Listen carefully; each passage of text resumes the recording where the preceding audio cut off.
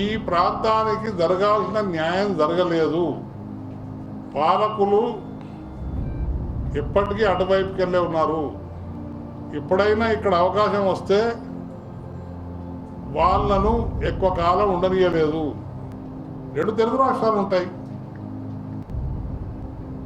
2 తెలుగు రాష్ట్రాలు ఉంటాయి కనుక 2 తెలుగు రాష్ట్రాలు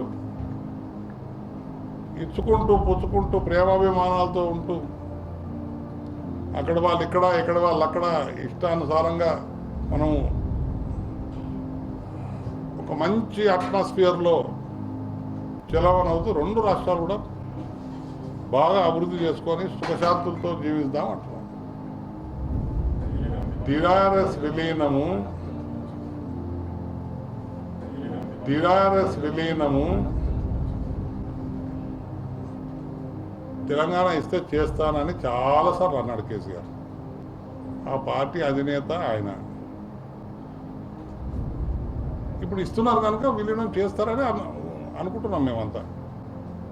అయితే ఆ నిర్ణయం అనేది ఆ పార్టీ తీసుకోవాల్సి ఉంటుంది. ఎందుకంటే నా లెక్క ప్రకారము